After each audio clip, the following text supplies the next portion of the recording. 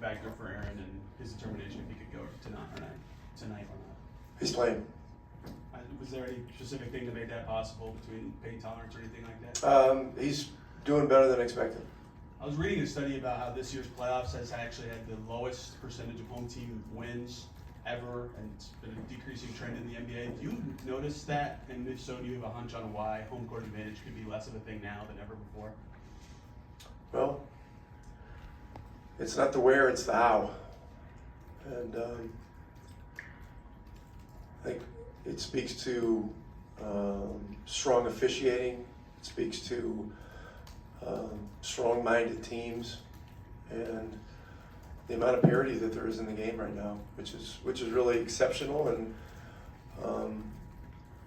a very good thing. What's just been your read on Ben Mathurin's series so far? He's Knicks had some struggles. What do you feel like he's been kind of working through? What do you want to see better for him going forward? He's ready to play.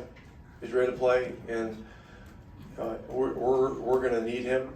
And it's pretty much as simple as that. Rick, this is now 2 years in a row you've played the Knicks in the playoffs.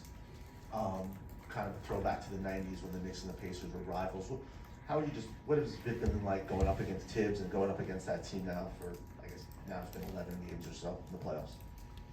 You mean like this year and last year? Yeah. Yeah, it's competitive. I mean, look, there's a lot of history, goes back a lot of years. When I was an assistant coach here, I think we played them 3 years in a row in one of the rounds. It's great competition.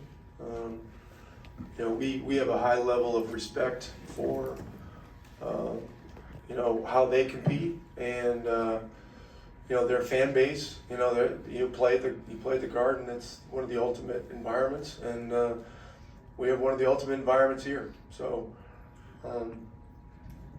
it's always really good competition. Hey Rick, as the voice of the franchise, I wanted to ask you about just anything you could tell us about the decision for John Halliburton to come back today, and then just some of the things that you've gotten to know about him since you've been around in the last couple of years. Glad he's back. Father should be able to watch his son play basketball. So, we welcome him back. Coach, so much attention naturally goes to Tyrese, but as far as the minutes, the responsibility goes. Goes to what? So much attention usually goes to Tyrese, but as far as minutes responsibilities, Andrew has been right there throughout this series. How much has he grown this postseason go round in your estimation? Well, we're still a young team, and there's growth happening all the time. Andrew Nembhard, really ran quite the gamut of experience last year. He played the last 2 games without Tyrese against Boston and started at point. And so, he plays for us as more of a hybrid type player. Off the ball to start with, secondary ball handler. We know he's a good defender, all those things. The experience in the playoffs last year where he had to play the point, that was terrific for him. And he's a guy that loves to compete, he loves to learn, he wants to get better and better. And so the experiences you go through as you move from round to round, if you're fortunate enough to advance, are extremely valuable. Rick, any limitations or pitch count with Aaron tonight? It's to be determined. Not as of now, but I always watch everybody's minutes, and so it'll be something that in real time we'll have to gauge. Monica, did you have a question? You're raising your hand, or is that your? I am. But thank you. I'll take that as a bless you too. In game 4, thank you. In game 4 so far, you guys have responded after game 3 losses, 20-point victories. I know you talk about this group being a young team. Obviously, the losses allow you to probably tee them up a little bit differently in terms of growth. But as you've navigated this entire postseason, what would you say is the personality of this group? Learning from losses or learning more from wins? Well, it's been a resilient team all year. You follow the Knicks, you see the same thing. They're a resilient group. It's two teams that are structured a little differently, but both have a lot of the same characteristics that fans really fall in love with. So it's a great series. It's there's a lot going on.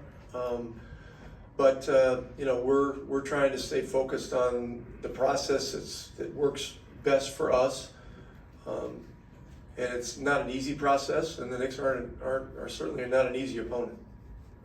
Rick, obviously you all dealt with some injuries early in the season to your big men. What have you thought about just the backup role that Thomas Bryant and Tony Bradley have played, and what you like or maybe want to see more from them? Well, our front office did a great job being able to acquire those guys. The Bryant acquisition couldn't happen until December 15th because he was a free agent signing with Miami, but that coincided with one of the points of our season where we started to turn things around, and being able to play bigger from start to finish in games was a factor there. So Thomas has had a lot of great stretches in the playoffs. Tony Bradley was a later acquisition. Circumstances were different, but he's found a niche in this series. We'll see which way it goes tonight as far as who plays, but both of those guys have been ready, and they've both been really good pros. Thank you guys, appreciate it. Thanks, Rick.